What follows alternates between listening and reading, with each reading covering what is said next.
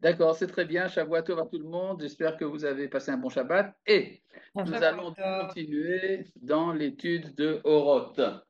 Dans Oroth Atria, au chapitre Nunvav. Alors là, vous avez dans Nunvav et Nunzaïn, et même aussi dans Nunchet, alors vous avez c'est des passages un peu ardus, parce que ça parle ici de la nécessité de l'étude de la Kabbalah. Maintenant, pourquoi cette nécessité? Tout simplement parce que il y a un très grand développement de la pensée dans les dernières générations et qu'il faut donc élever le niveau de l'étude également euh, dans, euh, dans le populaire, si vous voulez. Alors, ça ne veut pas dire que le Rav Kook était pour une étude massive de la Kabbale à grande échelle. Ça, non, effectivement, le Rav Kook réservait cette étude quand même aux sages et aux tzadikim, mais il les invite disons, à s'y adonner. Et ça, c'est pas simplement pour leur niveau personnel, c'est parce que c'est une nécessité de la génération qui a besoin disons, d'une émanation du roi HaKodesh ou plus simplement du retour de la présence divine dans le peuple. Or, ce retour de la présence divine dans le peuple, qui est consécutif à la galoute, enfin, pardon, à la Géoula, ce retour nécessite également un réceptacle, un keli. Or, le réceptacle, c'est justement l'élargissement des horizons spirituels, et c'est pour ça qu'il est nécessaire qu'il y ait également cette étude. Maintenant, cette étude a une source, de même que par exemple l'étude des mathématiques a sa source dans l'intelligence ou bien l'art dans la sensibilité artistique ou bien le rêve dans l'imagination, et de même que la gymnastique a son origine dans le corps, eh bien, la Kabbale a son origine dans la Neshama, euh, dans l'âme dans le sens le plus noble du terme, parce que le mot âme en français, comme en hébreu d'ailleurs, est sujet à différentes interprétations. Là, il s'agit de la Neshama dans ce qu'elle a de plus pur, de plus divin, pourrait-on dire, et c'est de là-bas qu'émanent ses connaissances. Seulement, il faut pour cela libérer la Neshama. Il faut la laisser parler. Or, il y a des quantités importantes de barrières que nous avons l'habitude de nous mettre, qui nous empêchent d'être à l'écoute des messages qui nous viennent de notre Neshama. Et il est important de permettre à la Neshama de se manifester. Alors évidemment, si on le fait de manière imprudente, ça peut parfois engendrer des déséquilibres mentaux même, mais si c'est fait de manière intelligente et pure, alors il y a beaucoup à gagner. Voilà, tout ça c'était une introduction pour comprendre le texte que nous allons commencer maintenant. Que dit le Rav? Tzarich liten chofesh gamur l'antia ruchanit sheba neshama shetitpashet v'tidrachel b'chol korotea. Il faut donner une liberté totale à la tendance spirituelle de la neshama pour qu'elle puisse s'épancher et s'élargir dans toutes ses forces. C'est comme si la neshama était une entité douée, si vous voulez, de personnalité. C'est de la neshama vient notre volonté, que vient notre identification comme moi. Eh bien, il faut donc laisser la neshama parler. Il faut qu'elle puisse se libérer. Alors évidemment, est-ce que c'est en accord avec le Shulchan Aruch? Le Shulchan Aruch nous donne des limites. La neshama, elle, ne connaît pas de limites. Au niveau de la théorie, tout est possible. Les firov peoulotea chofshiyot, Yeumat Srela. Plus elle aura d'action libre, plus elle se renforcera. Utegale niflaot hadarat gurat kocha al hachaim ועל כל המעשים והמחשבות, et elle pourra manifester les merveilles de de la splendeur, de la vaillance, de sainteté, de sa sainteté, sur la vie et toutes les actions et les pensées. C'est-à-dire le fait qu'il y a un épanchement de la neshama a une influence sur la vie existentielle, sur les actions et sur les pensées. Bechofesh neshama, lors de la libération de la neshama, ta'aleima et kol kochot hachaim hamefuzarim v'hamshalshelim mimena. cette libération permettra l'élévation de toutes les forces de la vie qui sont dispersées, mais qui en vérité découlent d'elles. C'est-à-dire par tout ce que j'ai nommé tout à l'heure, l'intelligence, la sensibilité, l'imagination, la vie corporelle, tout cela, en fait, sont des émanations d'une seule et même neshama. Et quand elle se manifeste, elle est capable donc d'élever, de sublimer toutes ces forces. C'est-à-dire que d'habitude, on se dit, voilà, bon, pour faire de l'art, il faut développer la sensibilité artistique. Pour faire de la science, il faut pour cela développer l'intelligence. Mais il y a un plus que développement, il y a une élévation, c'est une invitation à ces forces-là de participer du projet divin, si vous voulez, qui est inclus dans la Neshama. Et tout cela en un seul faisceau s'élèveront jusqu'aux hauteurs de la sainteté suprême. C'est quoi la sainteté suprême, le Kodesh HaElion? C'est une expression qui revient souvent chez le Rav et qui veut dire ce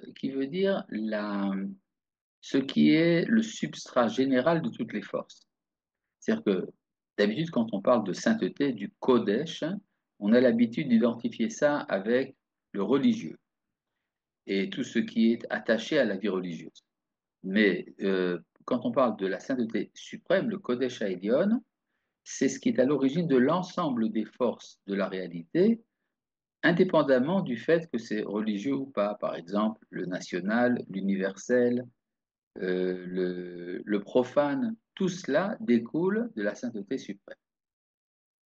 Midazo olechet umeira, et cette approche va en s'éclaircissant. Kolma sheor Torah yoter choder veyoter meir. Plus c'est en fonction du fait que la lumière de la Torah devient de plus en plus pénétrante et de plus en plus lumineuse.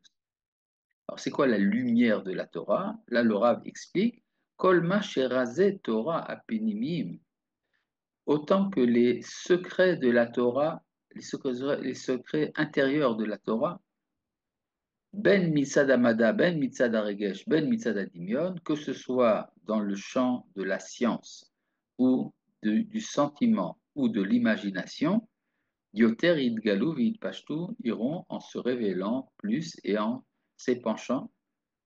Yoter yursheru liot haesek b'hem kavua veragil, et plus il y aura d'aptitude à s'adonner à cette étude de manière fixe et habituée. Ken titalea neshama bichlal, alors cela amènera une élévation de la neshama en général, venishmat haolam, ainsi que la neshama du monde. Alors là, et à nouveau, le Rav suppose que le lecteur sait de quoi il parle. Il y a cette idée qu'on retrouve dans différents courants de la pensée juive, que indépendamment du fait qu'il y a une âme de l'homme, il y aurait une âme du monde. Et l'âme du monde aussi cherche à se révéler et également à s'élever. Or, Achaim chez la Shrina Elohit Tazir Yoter, la lumière vivante de la présence divine brillera encore plus, Utgale aura al-kol anefashot al-kol maasehen, et manifestera sa lumière sur toutes les personnes, sur tous les psychés et toutes leurs actions. Voilà. Ça veut dire que la Neshama va se manifester également dans le champ du Nefesh. Le Nefesh, c'est la vie consciente, si vous voulez, et les actions. Donc en fait, c'est comme si le Rav contemplait la Neshama dans ses hauteurs, non seulement la Neshama de l'individu, mais également celle du monde, et il aspire à l'épanchement de cette Neshama sur l'ensemble des forces humaines et également sur les actions et le monde entier. Ça, si vous voulez, c'est en grand. Et qu'est-ce qu'il en est? Quel est le rôle du peuple juif dans cette histoire?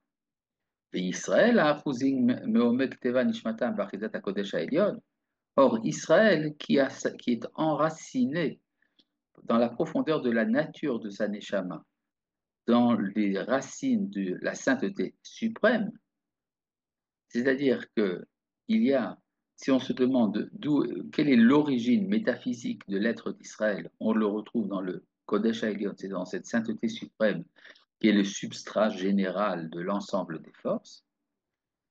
Et là, le Rav explique un peu plus ce que ça veut dire, le Kodesh HaElyon, Amegama Ruchanit HaElyona, chez la Tzilut HaChaim VaHavaya. Cette tendance spirituelle suprême de l'émanation de la vie et de l'être. Yitromemu à l'idée de Gabruta chez le Rav Nimit Avutset Meordat Elyon. Israël s'élèvera, ici c'est au pluriel, ça veut dire les enfants d'Israël s'élèveront par le renforcement de cette lumière intérieure qui sort, mais hors d'Ataïon, de la lumière de la connaissance suprême. Yit'alou v'yitpa'u, ils s'élèveront et resplendiront. Ve'agivura Elohit teodedam badar tifarta, la vaillance divine les encouragera par la splendeur de par la brillance de sa splendeur. Vit kasheru yoter vioter leor geoula, et seront de plus en plus aptes à la lumière de la geoula. C'est-à-dire, il y a dans la manière d'être existentielle des enfants d'Israël pendant le temps de la galoute, il y a une certaine petitesse, une timidité, un repli sur soi-même qui n'est pas compatible avec la grandeur exigée par les événements de la geoula. Les oro shel Mashiach, pour se rendre apte à la lumière messianique, Vehadar Shalom Aklali, ainsi que le resplendissement de la paix générale, Vehena Ahava, et la grâce de l'amour, l'Ichlalut Auma Ulchol Peratea, envers l'ensemble de la nation et de chacun de ses éléments, L'If'ulotea ou la Chavat Chayea, ses activités et l'élargissement de sa vie, Yeler vit pachet baolam, et cela ira en s'épanchant dans le monde. C'est-à-dire, si Israël s'élève au point d'être apte à la grandeur de pensée nécessaire pour vivre les événements de la Géoula, il est évident qu'à partir de là, ça rayonne également sur l'ensemble du monde. Ad shemehadar apnimi, yafutsu karnaim gamken alaod achitsoni, de sorte que de la splendeur intérieure sortent des rayons qui jailliront également sur la splendeur extérieure. C'est-à-dire, le judaïsme, comme vous le savez, n'est pas très esthétique, il n'est pas attirant, pas attractif. Dit le Rav, ce n'est pas un hasard, c'est à cause de la galoute. Mais à partir du moment où il y a un rétablissement de la santé intérieure du peuple, à travers justement cette illumination intérieure, cela sera reflété également sur l'esthétique extérieure, le hod. Veyatril kol haolam mibachutz gamken lakir et or tiferet uzenu, et le monde entier commencera à reconnaître la lumière de la splendeur de notre puissance. C'est-à-dire, il y a dans le prophète Isaïe, il y a tout un passage à propos de la reconnaissance des nations du rôle d'Israël. Israël est appelé dans le prophète le serviteur de Dieu, Eved Hashem. Les chrétiens en ont fait ce qu'ils en ont fait, mais nous savons ce que signifie le texte de Yeshayahu. Il veut dire que Israël est méprisé parce qu'il a l'air malade, il a l'air atteint de tous les fléaux, de toutes les plaies. Or, ce que les nations un jour découvriront, c'est que ces plaies d'Israël ne viennent pas d'Israël, elles viennent des attaques des nations contre Israël. Et c'est là que, brusquement, les nations seront surprises de voir l'illumination qui sort de la lumière d'Israël. Vakavoda Kamus, et cette gloire cachée.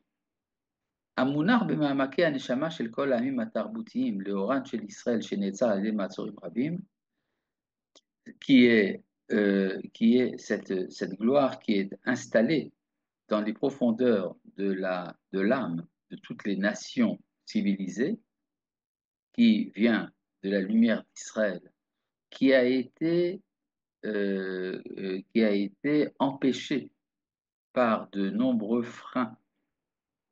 Dia Ifrot, cette kol me'akvav, éventrera tous ces empêchements, Nachal Peratzim Yizrom, et sera comme une source jaillissante, Léater Israël B'tifara ou Lazro Bigvura, pour couronner Israël de splendeur et le ceindre de vaillance. Ça vient des bénédictions qu'on récite le matin. Ça veut dire qu'il y a beaucoup d'écrans, de filtres qui ont empêché la civilisation universelle de s'illuminer de la lumière d'Israël. Ces écrans, on les connaît, ce sont les théologies chrétiennes et musulmanes, c'est la pensée philosophique conceptuelle.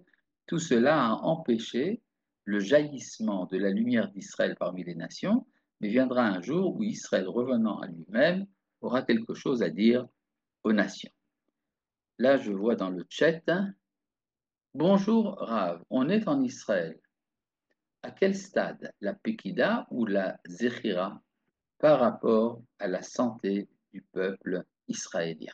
Alors, bon, pour bien expliquer la question qui a été posée, c'est basé sur des textes kabbalistiques, en particulier le Mahamar HaGeoula de Ramchal, Rabbi Moshe Chaim Luzzatto, dans lequel il explique que dans la Géoula, il y a plusieurs stades, un qui s'appelle Pekida et l'autre qui s'appelle Zechira. Pekida, c'est le premier stade, ça veut dire le temps où il y a un début d'éveil de la Géoula voulu par la providence qui fait qu'on commence à s'éveiller. La Zechira, c'est le souvenir du mérite des ancêtres, le souvenir de l'être intrinsèque d'Israël, la sainteté intrinsèque d'Israël, la Ségoula. Alors, à quel stade en sommes-nous? Alors, c'est difficile à dire. Voilà, c'est simplement, disons que la Pekida est passée depuis très longtemps. La Pekida, c'était la déclaration Balfour, la, la réunion de le congrès de San Remo, et puis après la déclaration des États-Unis en 1947, et puis finalement la déclaration d'indépendance. Tous ces événements, ce sont des moments de la Pekida. Depuis que nous avons fondé l'État d'Israël, nous sommes très avancés dans le stade de la Zechira. Voilà. C'est-à-dire la conférence de San Remo. C'est ça que j'avais oublié comme terme. Bon, voilà. Donc, ce que dit ici le Rav, c'est qu'il y a comme une sorte de naissance secrète dans l'intériorité de l'être d'Israël qui se manifeste au temps de la Géoula, qui nous invite à l'étude des secrets de la Torah pour que nous soyons aptes à une dimension, à une envergure de pensée qui n'était pas celle que nous avions pendant le temps de la Galoute et qui permettra d'éventrer les écrans qui ont été mis pendant le temps de l'histoire face à la lumière d'Israël. Voilà. Ah, et bien, merci, merci pour vous aussi. Et nous allons donc passer, puisque nous avons réussi à franchir ce passage un peu difficile, un peu ardu, nous allons passer à un autre passage du même genre d'ailleurs, Nunzai. Voilà.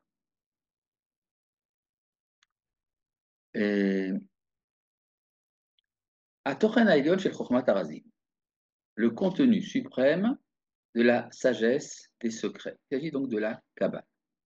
Alors, donc, le Rav ici fait allusion à cette idée qu'on peut étudier la Kabbale de manière superficielle ou bien de manière profonde. Ce que dit ici le Rav, il parle ici du niveau de profondeur. Or, pour accéder aux profondeurs des secrets de la Torah, il est nécessaire de traverser une sorte de transformation qui amène jusqu'au Ruach HaKodesh, l'Esprit Saint. Mitor, donc, à Tochen Ailion Shel Chokhmat Harazim, le contenu suprême de la sagesse secrète, Mitor Shimuchrachat Lishtalem Alide Ofat Ruach HaKodesh, Veidgalut Neshama Levina Ediona, étant donné qu'elle est nécessairement, elle s'achève nécessairement par une manifestation de l'Esprit Saint et la révélation de la Neshama dans un entendement suprême, chez les Ma'ala Mikol Chouché Abasar Ve'achokmot Amugbalot Shem Totsotehem, au-delà des sens de la chair et des sagesses limitées qui n'en sont que des dérivés. C'est-à-dire, ce que dit ici le Rav, c'est que la connaissance qui nous est donnée par nos sens et également par la sagesse humaine, tout cela, finalement, ces connaissances ne sont que des dérivés de l'entendement suprême qui est au-delà des sens et au-delà de la sagesse limitée de l'homme.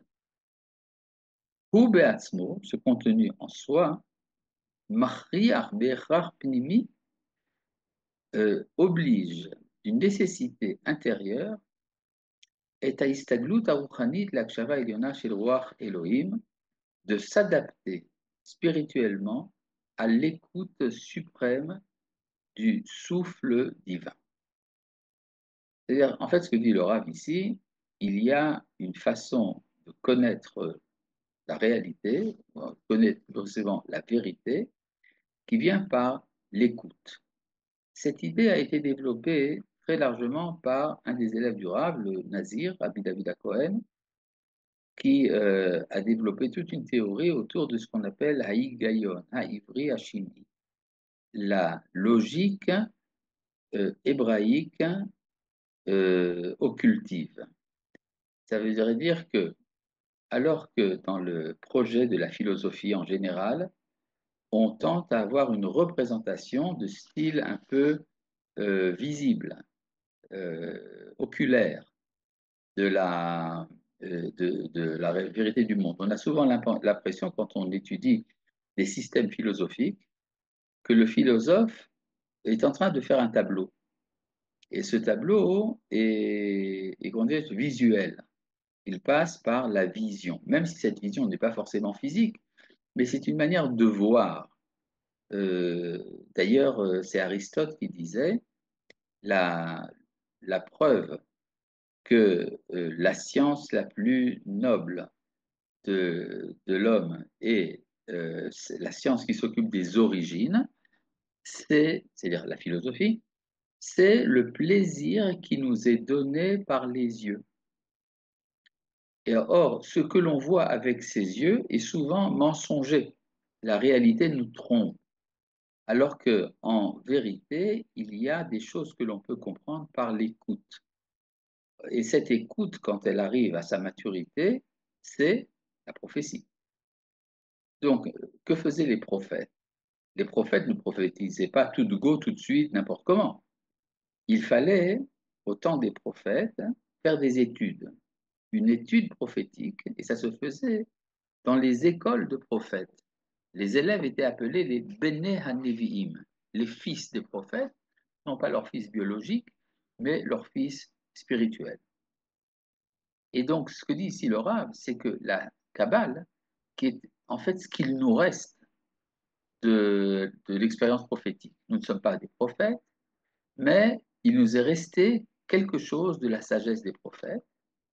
Et pour s'adapter au niveau de la connaissance qui est impliquée dans la Kabbale, il est nécessaire de revenir à l'écoute. Et là, le Rav rentre un peu dans ce qui se passait dans l'école des prophètes, où venaient à Nevi'im, les élèves des prophètes, Ayum mitraglim bitranim ha'elyonim, metargelim, pardon, se mettaient ils s'exerçaient au contenu suprême, chez En Magim Litziyuram, que l'on ne peut se représenter, Ki im beakshava nitzrit pnimit anovat meor chaye kodesh. Ce n'est accessible que par une écoute d'éternité intérieure qui découle de la lumière d'une vie sainte. Ad she'atziurim be'atzmam, au point que les représentations elles-mêmes, chez Dorshim et Tatafkid, chez Lavanatam, Siduram Ve'afraatam, de tel point que les représentations, les images, pourrait-on dire, qui exigent le rôle de leur compréhension de leur mise en ordre et de leur fructification, Hem shayu ozrim le'alot et hachaim haruchaniyim shel haoskim bahem, ce sont ces images elles-mêmes qui aidaient à, à élever la vie spirituelle de ceux qui s'y adonnaient, l'idée Hamida shel Tzfiya haEloït, pour les amener à ce niveau de la contemplation divine. Et ce que dit le Rav, c'est qu'il y a beaucoup d'images dans les secrets de la Torah. Ces images ne sont pas les choses elles-mêmes. Il faut éviter de faire, de faire une idole des représentations de la Kabbale, mais ces images permettent d'arriver au niveau de la contemplation divine. Taet, maintenant, c'est-à-dire le Rav passe à l'actualité. Basman Ayoter Karov Leketz Yeshua. Dans ce temps qui est très proche de l'accomplissement de la rédemption. Kol hator nishma be'artzenu. La voix de la tourterelle se fait entendre dans notre pays. Ve'anitzanim niru ba'aretz, et les bourgeons apparaissent sur la terre. C'est quoi cette histoire? Il y a ici des mots codés, évidemment. Le temps de la Géoula, c'est appelé, si on se base sur le Cantique des Cantiques, la voix de la tourterelle, Kol Hator. Maintenant, ce n'est pas par hasard que cette expression est employée ici. Le mot tor, qui veut dire tourterelle, c'est, si vous supprimez le vav qui est en trop ici, ça vous donne 600. Or, le Zohar dit qu'à partir du moment où on arrivera à la 600e année du 6e millénaire, c'est là que s'enclenchera un processus qui amènera le monde à se préparer pour le 7e millénaire. La sagesse se répandra dans le monde et le monde se sublimera et arrivera à son niveau suprême. C'est quoi l'année 600 du 6e millénaire, c'est-à-dire l'année 5600?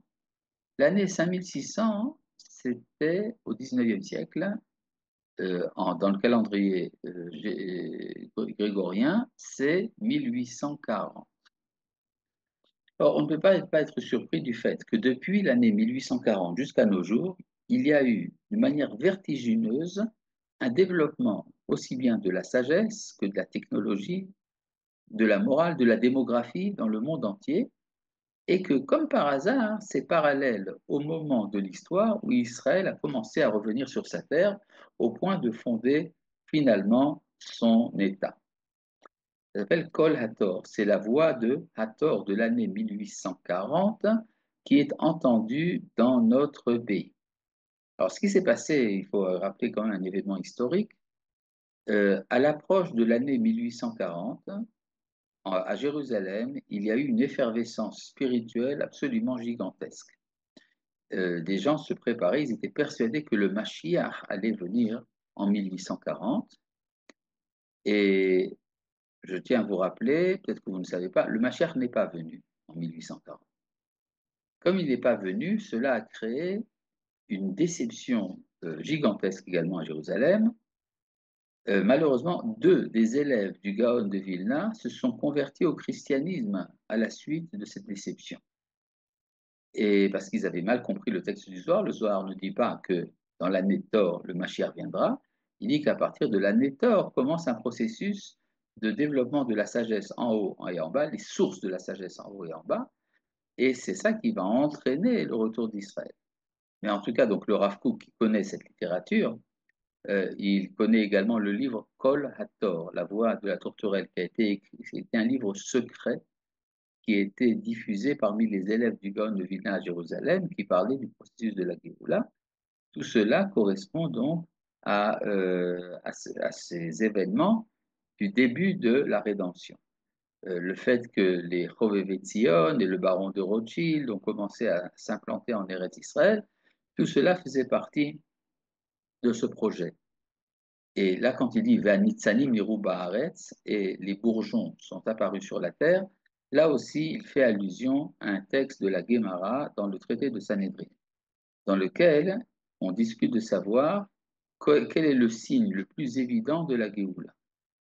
Et là-bas, la conclusion de la Gemara, c'est l'opinion de Rabbi Abba, qui disait que lorsque les arbres d'Eretz Israël donneront des fruits en abondance, c'est alors que nous saurons que la Géoula est proche et qu'il n'y a pas de fin plus évidente que celle-ci, qui s'appelle El Chaketz Megoulé Misé. Effectivement, au début du 19e siècle, vous voyez des voyageurs qui arrivent en Eretz Israël, ils sont surpris de la désolation du pays. Le pays est carrément désertique. Et puis, à partir du deuxième tiers du 19e siècle, et encore plus vers la fin du 19e siècle, commencent des implantations agricoles en Eretz Israël, Rosh Pina, Petar Tikva, les quartiers en dehors des murailles de Jérusalem, etc. Et là commence également un début de Aliyah. Des groupes de jeunes viennent de Russie, viennent du Maroc, du Yémen, et commencent à s'implanter en Eretz Israël. Il y a des consulats ouverts en Eretz Israël par les grandes puissances, euh, à cause des conflits d'intérêts avec l'Empire ottoman. Et c'est ce qui a fait dire à beaucoup de rabbins de l'époque que ce temps annoncé par la Guémara comme étant le signe de la Géoula est arrivé. Et tout cela est inclus dans les trois mots ici du Rav, Ve'anitzanim ou Ba'aretz. Les bourgeons sont apparus sur la terre. Ve'atevia shel drishat or Hashem. Et donc l'exigence de la recherche de la lumière de Dieu. Comment trouver 1840 avec Paul Hathor? Hathor, ça donne 5600, qui est l'année 1840. Il y a un livre qui s'appelle Kol Hathor, dont j'ai parlé, qui a été édité dans plusieurs éditions, la plus connue étant celle du Rav Menachem Mendel Kasher, l'auteur du Torah Shelema, qui a ajouté ce texte à un gros livre qu'il a écrit qui s'appelle Hatekufa Gedola, la grande époque, dans laquelle il démontre que notre époque est le temps de la Géoula. Ve'atevia, on peut le trouver dans l'édition du Machon Torah Shlema, pour ceux que ça intéresse. Bon. Ve'atevia chez Drishat Torah Hashem, l'exigence de la recherche de la lumière divine. Shel Derishat Geoula Ruchanit Eliona, une recherche d'une libération spirituelle suprême. C'est-à-dire, il y a la Géoula physique, il y a également la Géoula spirituelle. Shel Nira Elor Hashem Ve'el Tuvo, de l'engouffrement vers Dieu et sa bonté, Olechet Yehuda va en grandissant. C'est-à-dire, alors que, disons, chez les Chaloutzim, les pionniers, chez les sionistes pratiques, ce que dit le Rav est un peu étranger à leur pensée. Eux, ils disent, nous voulons simplement faire pousser des tomates en Palestine. Mais le Rav dit qu'en parallèle à ce mouvement-là, il y a également une recherche de la connaissance de Dieu qui va en grandissant, entre autres chez le Rav Kook lui-même. Ka'et azman mechayev l'arbot kinyan batora pnimi. Cette époque maintenant nous oblige, nous contraint à abonder dans l'acquisition de la Torah intérieure. Bechezionot HaKodesh, la recherche des visions saintes, c'est-à-dire le roi HaKodesh. She'en lahem mavo shel akshava, qui ne peuvent être écoutés, kim bitaluta chez la neshama, que lorsqu'il y a une élévation de la neshama, veromemut gevurata, et l'élévation de sa puissance, beor chayea yoter zakim ve'elionim, dans la lumière de sa vitalité la plus pure et suprême. Alors, qui c'est qui doit se mettre à cette étude? Eh bien, ce sont les recrues, si vous voulez, les recrues de Dieu.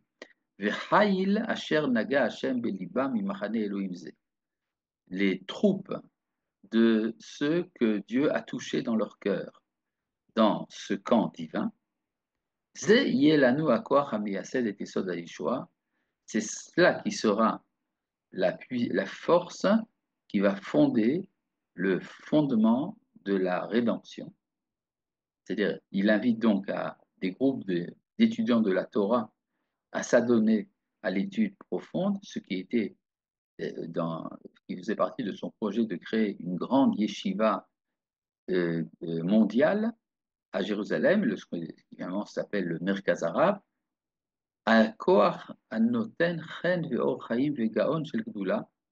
c'est cette force qui donnera grâce et lumière de vie et élévation de grandeur, Bechol Teufat Achaim, dans tout le mouvement de vie, Asher Litriat Aouma Beret Israël, qui accompagne la résurrection nationale en Eretz Israël, donc le sionisme politique. C'est-à-dire qu'il y a un corps et une âme. Le corps étant la réalisation pratique du projet sioniste en Eretz Israël, il doit être habité d'une âme. Et cette âme dépend donc de l'étude des secrets de la Torah, pas simplement du point de vue de la curiosité intellectuelle, mais du point de vue de l'accession au niveau de révélation qui est impliqué dans la révélation de la Neshama. Et là, il dit le mot de manière très claire, Sefer HaZohar, le livre du Zohar. Aporetz Netivot Hadashot, qui, qui ouvre des brèches pour des nouveaux cheminements. Messim Bamidbar Derer, qui place une route dans le désert. Messila Ba'arava, un sentier dans la steppe. Tout ça sont des expressions bibliques tirées de Yeshayahu. Ou lui, c'est-à-dire le Zohar. Vechol Tevuato et toute sa production. Mouchanhu lefateach pitre Geoula est apte et disposé à ouvrir des ouvertures de la délivrance. Là, il amène une citation du Zohar lui-même qui parle de lui-même.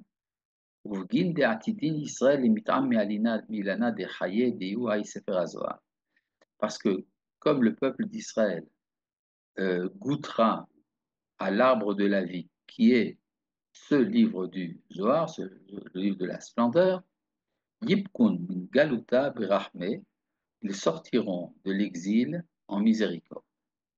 Alors, ça veut dire qu'il y a une importance très grande à l'étude du Zohar pour accompagner le mouvement de la sortie de l'exil, pour que ça se fasse de manière miséricordieuse et non pas avec rigueur, comme on a pu le voir malheureusement lors de la Shoah, par exemple. Le mot Zohar veut dire splendeur. Il y a un texte dans le traité dans Masechet Avot à propos de Aftalion. Aftalion, un des maîtres du Grand Sanhédrin dans l'époque des Zougot, c'est un des maîtres de Hillel, disait Chachamim izaharu bidivrechem. Vous, les sages, soyez prudents dans vos paroles. Shema tachovu chovat galut. De crainte que vous ne soyez condamnés à l'exil.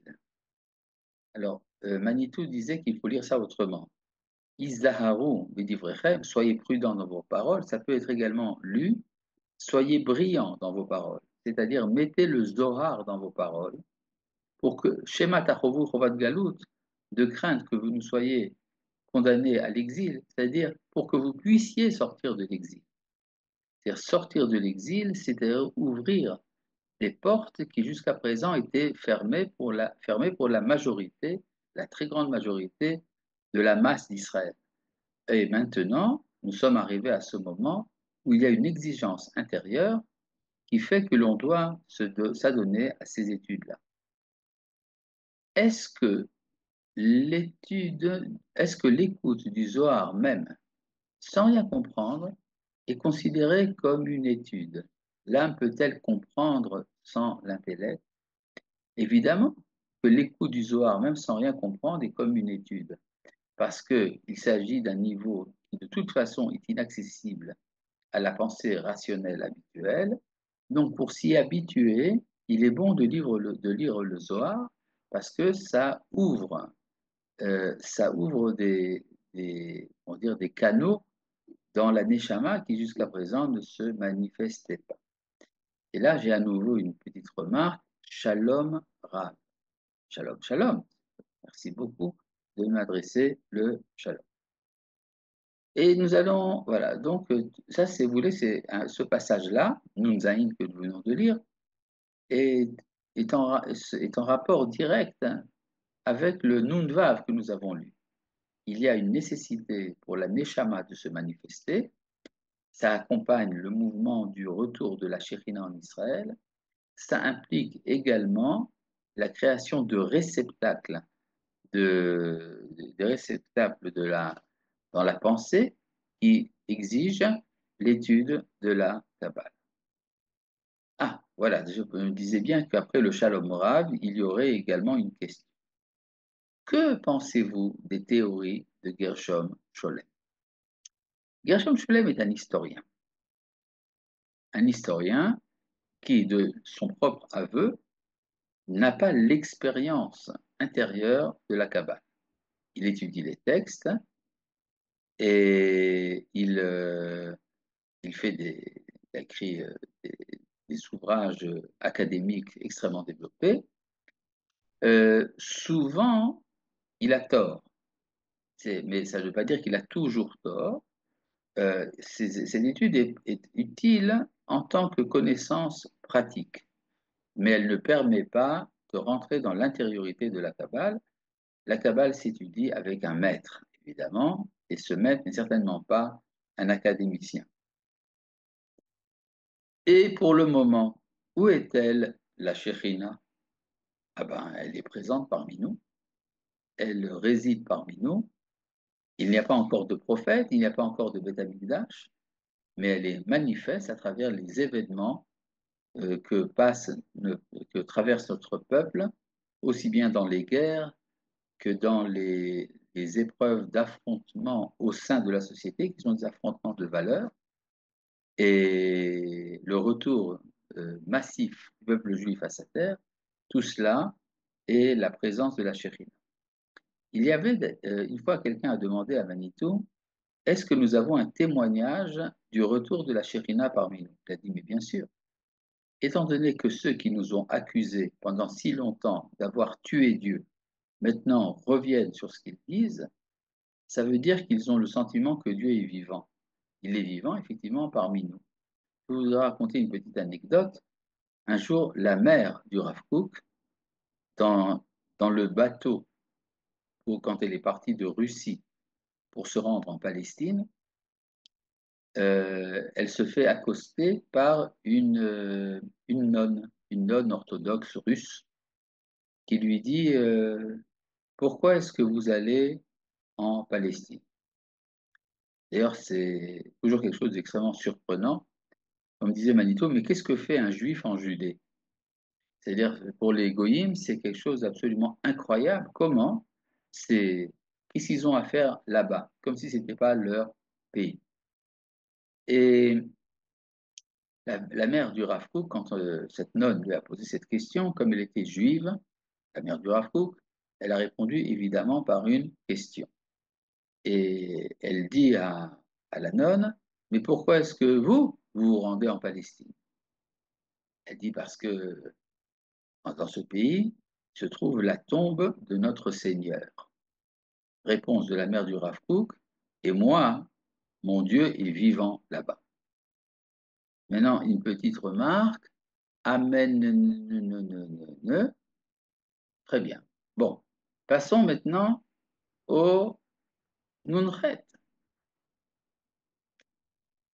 Euh,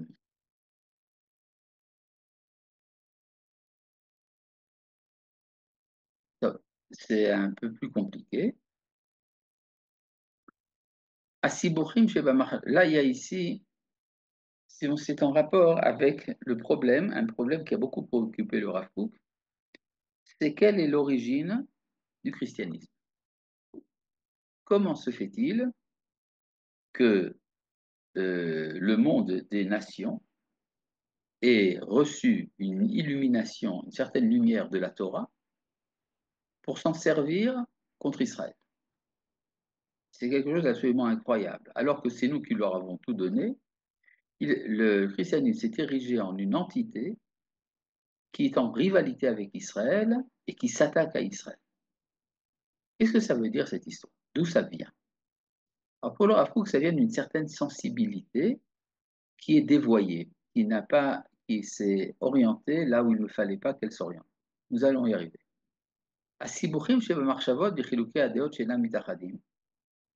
Les complications dans les pensées et les divisions d'opinion qui ne peuvent pas se concilier, Bahaim ou Varaayon, aussi bien dans la vie que dans la pensée, Baim et Makor Echad, tout cela vient d'une même source.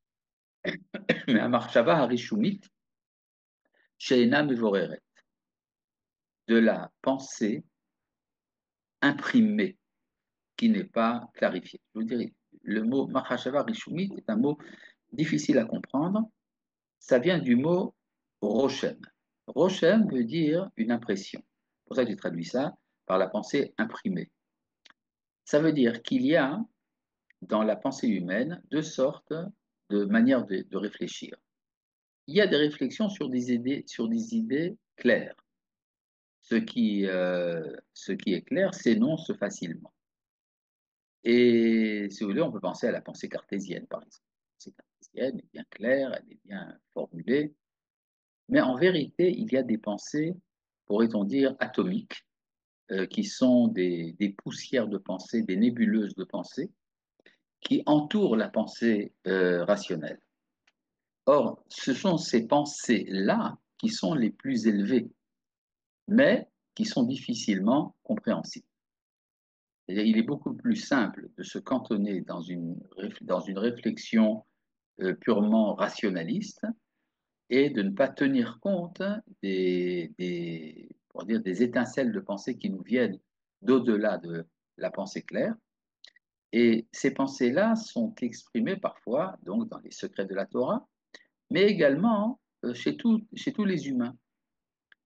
Et là, nous avons ce que dit ici le Rav de cette pensée donc imprimée, je n'ai pas d'autre terme pour ça, c'est qu'il laisse son impression, sa trace.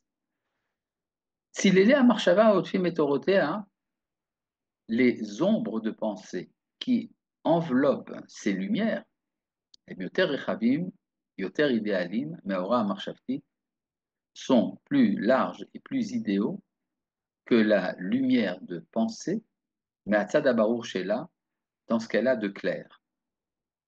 Aval, Harbe Pachot Iduim Uborarim, mais beaucoup moins connu et clarifié.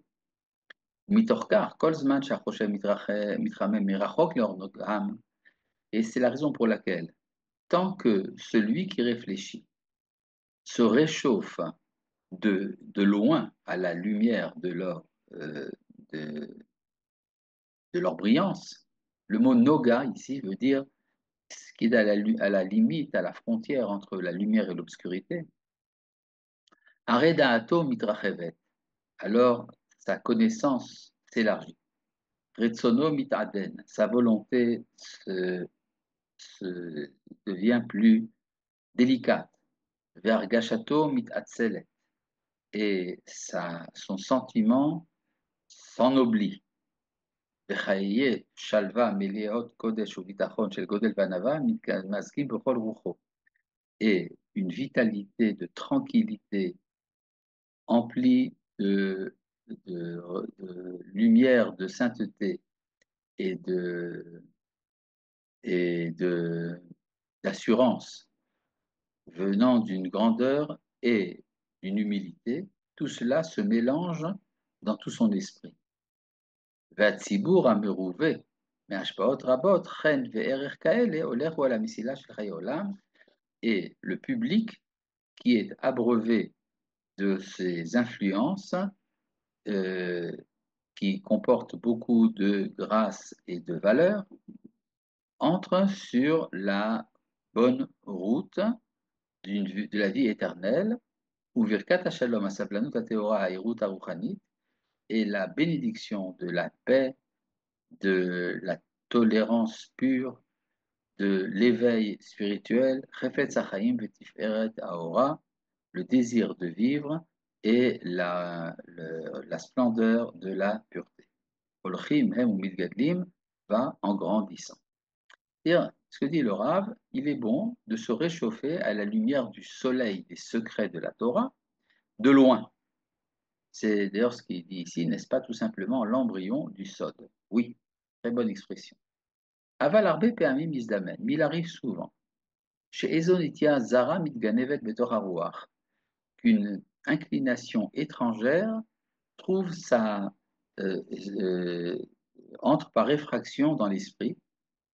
ואותה הקשבה הרחוקה שאדם מקשיב אצלי לקול האידיאלי מתוך אלה המרחקים הנשגבים שזה להראות הרחב האידיאלים. Et alors, ce qui se passe, c'est que cette écoute d'un lieu éloigné, qui fait qu'on peut entendre les sons de la voix idéale à partir de ces, de ces lieux lointains et suprêmes, des ombres, des lumières larges et idéales, et Nadayalo est insuffisant pour lui. Et c'est alors que l'homme désire d'alimenter ses oreilles, bishmia soenet, par une écoute violente, et ena biria mouvletet, ses yeux d'une vision en relief, et dimyono bitzvaim, euh, son imagination par des couleurs, et tzirlo vergashato bemusagim mutsakim, usin bechoska, il veut alimenter son intelligence et son sentiment par des concepts bruts et compréhensibles, c'est-à-dire ce qu'on appelle la théologie. C'est alors que le bien suprême devient son ennemi. De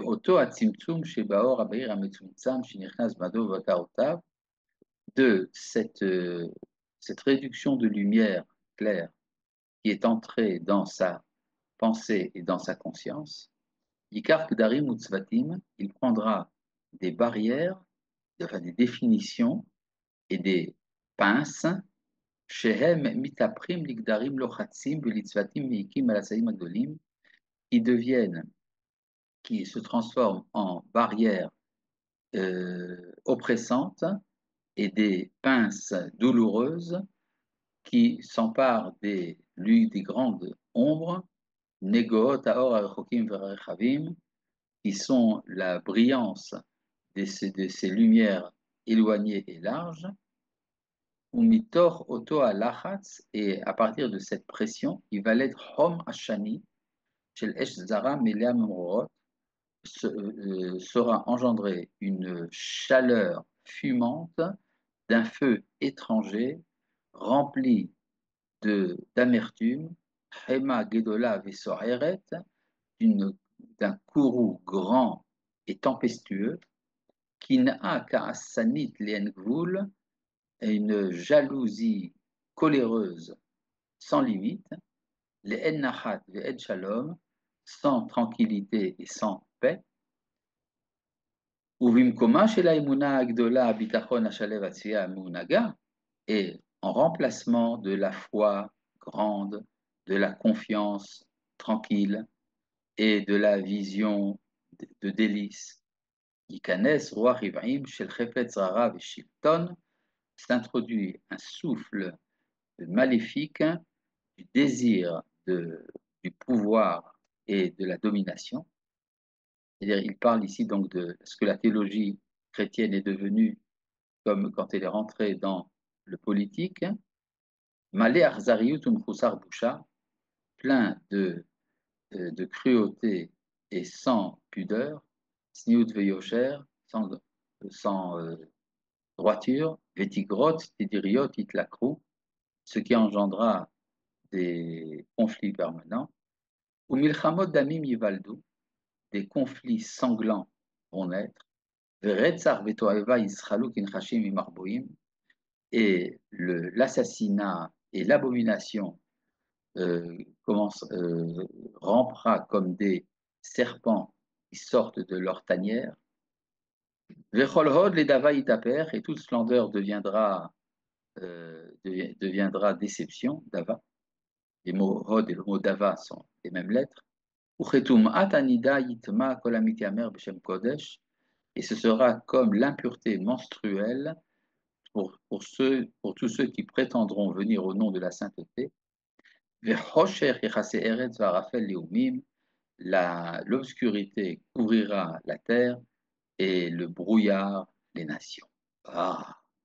Bon, tout ça c'est dit avec des termes extrêmement forts. Ça veut dire que c'est une des origines de la théologie chrétienne, c'est le fait d'avoir été en contact avec les secrets de la Torah et de les avoir transformés en concepts, ce qui a donné une théologie, ce qui a donné une certaine euh, grossièreté de la compréhension spirituelle, qui par la suite est devenu un désir de domination temporelle qui a amené l'obscurité dans le monde.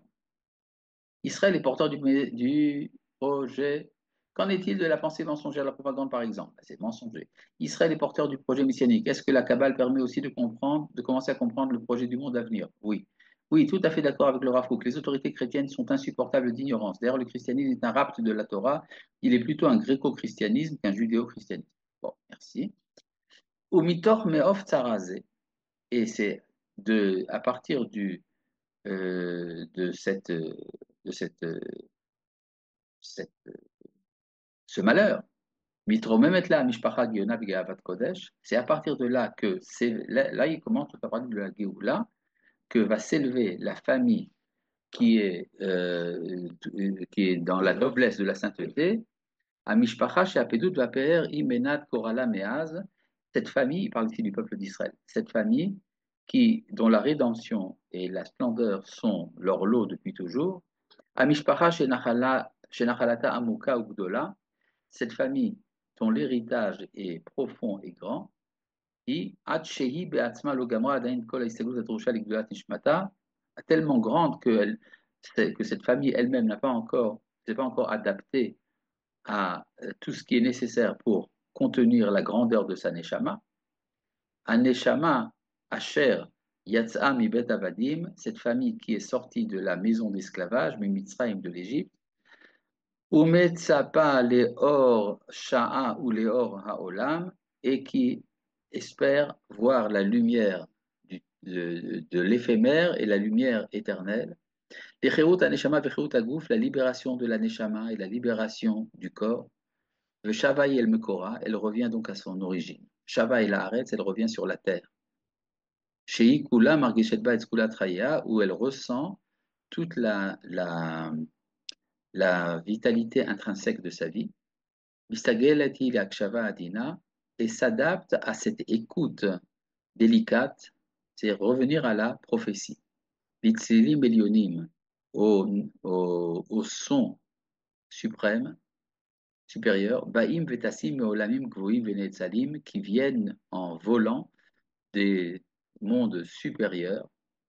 Asher Kol Chad Vechad Mekabel Mem Kifum Shiura Dile, Noda Basharim Bala, que chacun comprend selon sa capacité. Il est connu par les appréciations, son mari, ou Mikol Ashiurim Yachad, Yigale Hod Shalom, et de toutes ces appréciations se révélera la splendeur de la paix, Veziva Emet, le rayonnement de la vérité, Yesod Haoneg Umilu Yachaim, le fondement de la jouissance et la plénitude de la vie, Amelim Avoda Vechefetz Idealit Aor Kavua, qui sont remplis également d'un labeur et d'un désir un désir idéal pur et permanent, Belo Nidida, sans s'éloigner. Alors là, tout ça est exprimé dans des versets d'Isaïe que le Rav amène à la fin du texte et que nous expliquerons avec l'aide de Dieu la semaine prochaine. Shalom. הרב, תודה רבה. שבוע טוב. Shabbat Tov U'Mevorach. Bonne nouvelle, הרב, תודה. Amen.